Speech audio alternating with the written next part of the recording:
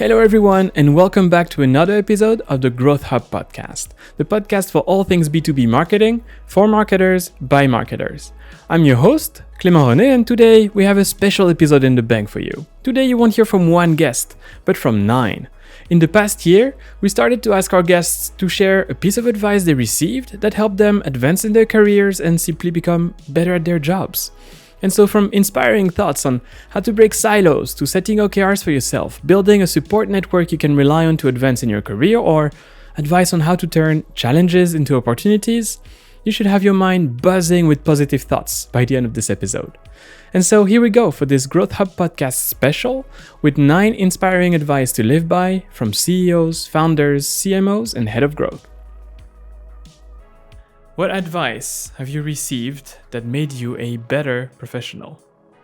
I think one thing that I've implemented fast in my way of working is the radical candor. I use it for management, which is basically having an honest relationship with people, being straightforward with your feedback, but accepting also that you get very direct feedback. I think that's something that helped me a lot because people are used to me being very honest, very frank about when I'm not in agreement. And it means that they are comfortable also to give me feedback. Oh, I think what you're doing is not as good as we want it to be. And that's fine. I mean, I can make mistake. After 20 years, I've been doing a lot of the same. So one of the challenges I have is to reinvent myself every time I change job and to make sure that I don't reapply the same recipe again and again and again. So to be able to adapt, I need to do deep dives, but I need also those feedbacks. So I need to create this harmony between people to have this direct conversation. So I use radical candor, not only with my team, but with everyone in the company. The second thing is not to have a secret agenda. Be very clear about what you want to achieve. What is your ambition as an individual, but as a team also. We want the marketing team to be this. We want the marketing to achieve that. And this is the plan. And this plan is built, it's planned, but it's flexible. So making sure that people understand why you are asking things, why you want to oppose decisions. That's something that is really important. And overall, the last thing is empathy. We've been discussing it for a long time now. You need to have those relationships with everyone, but it needs to be honest. It needs to be true to you. So if you are a mid person, don't do marketing. If you are someone who don't like to have human interactions, don't do marketing. If you want to work remotely all your life, don't do marketing because you need those human interactions. You need to have those touch points. You need to have those coffees. You need to make sure that during Fika, you talk about the real stuff. It can be company related, it can be work related, it can be career related, but it can be very personal. Because when people trust you, they will support you whatever you do. I used to say that when someone churns from a product, it's never due to the product. It's never down to the technology. You can have a product that fails every week, that has downtime that are massive. As long as the relationship is working, everything is fine.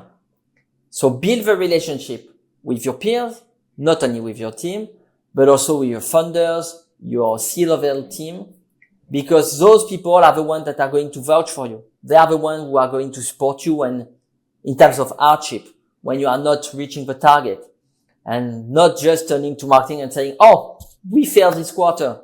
It's marketing. Because often it's a lot of factors. And marketing is just the ultimate victim of that. Is there any advice that you received that made you a better professional that you would like to share today? I guess the best advice is to never be afraid to ask for coffee. I mean, I've learned a lot in my career by networking and spending time with other people and being curious about them and, asking questions and, finding out more about them. I would use that when expanding internationally to learn more about the market. So especially if it's market you don't know about, just have 10, 15 coffees with people who do know that market, who are living in that market and, find out what's going on for them, what they're thinking about, what they care about. And this will really help, influence and shape your strategy. So, I mean, I've always been a big believer in networking and the power of a network. You know, I love the saying, your network is your net worth. And I really believe that that's true. You can solve pretty much any problem with your network. So my advice to people is to always, build their network. What advice have you received that made you a better professional? Wow, that's a loaded question. You have 2 seconds. Damn, what advice? I think it's one of the best I've got was actually having OKRs for yourself. So we do a lot of OKRs and strategizing when you work into a company. As a professional, I have a lot of problems having some recall, some kind of helicopter view on my own career and what I want and what I want to learn and what I want to be 1 year from now. Everything changing really fast, especially in the tech market. So I had like 2 coaches at Growth Tribe. They paid for you to have coaches, one for public speaking, because you do a lot of trainings, coaching and conferences, and one for like just work. It's a career coach. And she basically said that, all of the OKR stuff that you do for companies you coach or whatever, you could do that for yourself. Like every quarter or at least every year, kind of like a retrospective on what you've done and the big objectives that you want for next thing. So I remember when 2 years after Growth Tribe, I met Sebastian, which is now the CEO of the pre-sale company, a crypto company in Oslo. I've seen how good he was at retention, and for me, growth was that big marketing thing, and it wasn't. Like, growth is actually 80% product and retention. And one of my objectives that year is like become a fucking beast at retention. I know a year is not enough, but hang around with him as much as you can, read as much as you can, and it's good to have that follow-up. And at the end of the year, and being like, this is what I've done. This is what I didn't do. Why didn't I do it? What can I improve so that I can actually achieve my objective next year? That was a really good advice in my life. So every year I do retrospective, and every quarter I give myself kind of like objectives of what I want to learn, keep on upskilling all the time. That's part of my OKRs. So what do I want to learn? What do I want to work on this instead of this? Well, I have problems doing this, so how can I solve this? Etc., etc. I think it's one of the advice that the career coach that I had from Growth Tribe kind of like changed the way I was seeing. Because if you're like me and you have trouble having an helicopter view of yourself and what you do in your career, it's really good to put it on paper, what you did wrong and not, and also gives yourself some, objective key results, like you do in every company usually. I think that would be my advice.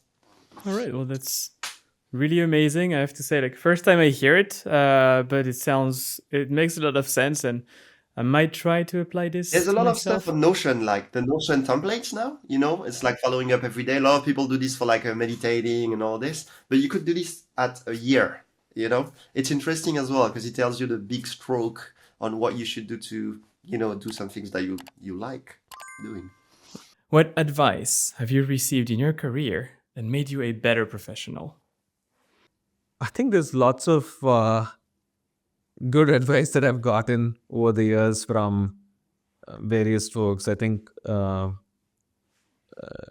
I would say one of the things I learned at Freshworks from Girish, founder over there, was this whole concept of don't look at something as like a challenge, as something that, is a problem, but rather as an opportunity.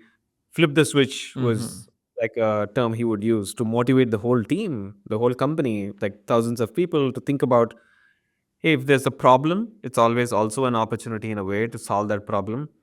And it's an opportunity to push yourself to learn and grow. And, coming into Rocket Lane, so my background is more of product management before the startups, right? It's not like I've done sales or marketing before, but coming into this journey, I knew that initially one of the 3 of us needs to really focus on marketing, focus on sales. And I think I've learned a lot and I've enjoyed learning it. And that's, really helped us grow well in the early days. There are many other companies that started around the same time as us in the same space, but we've somehow, captured a lot more attention, market share, customers, etc. And I think the reason is we came in with this mindset of, hey, we're going to be the best and we're going to be world class in what we do. And we're going to learn to be that, even if we don't have that in us already. And we've built a team that's also, I would say, taken that spirit of let's build together, we're building the company together, we're learning together, and the goal is to be world class in whatever we do.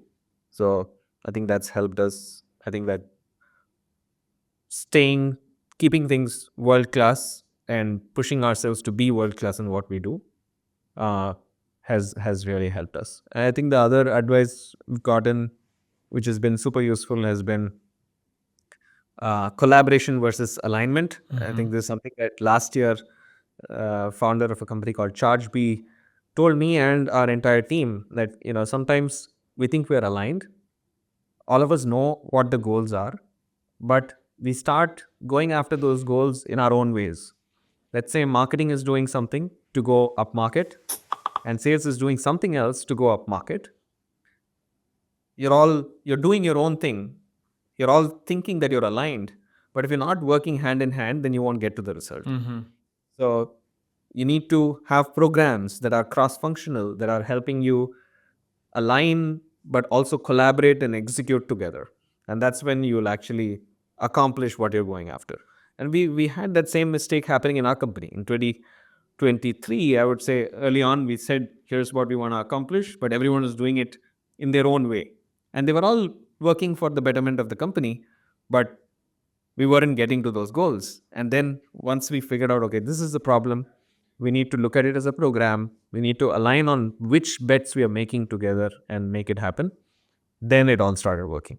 What advice have you received that made you a better professional? Ask for help. It's okay to ask for help. Yes.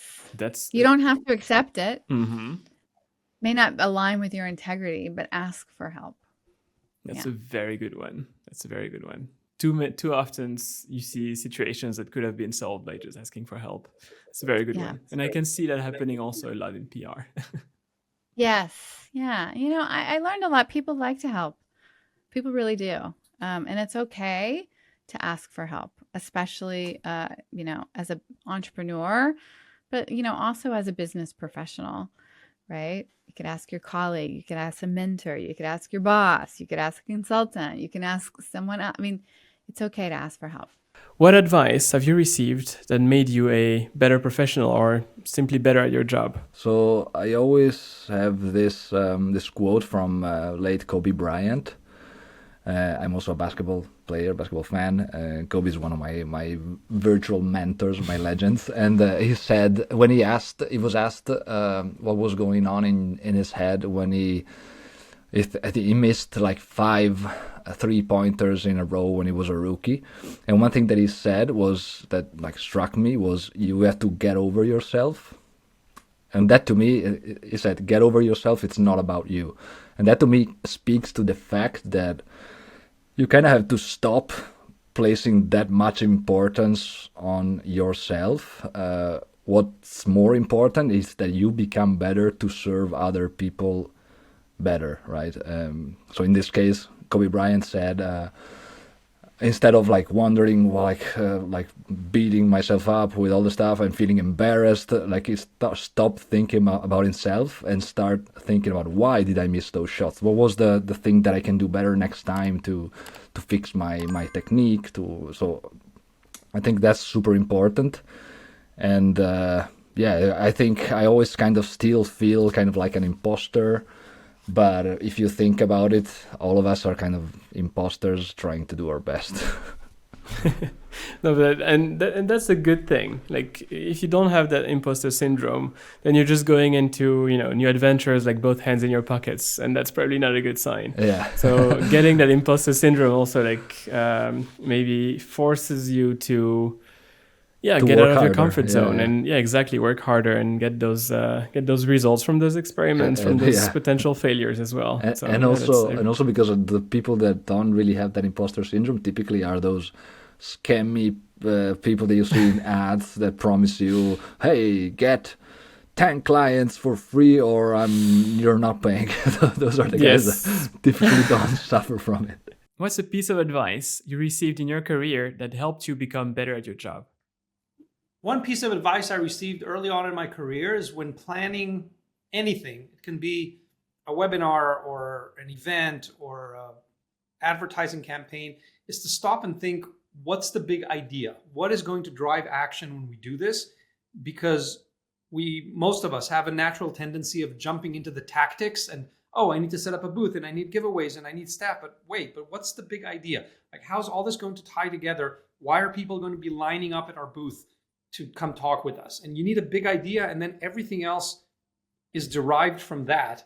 And when you start with strategy and then follow with the tactics, and you do that at the highest level of what is my marketing strategy for this year or for the next 2 years, and then what's the strategy for the quarter, and what's the strategy for this email, and what's the strategy for this webinar, then the tactics become easy and straightforward, and they actually work, and you get fewer surprises.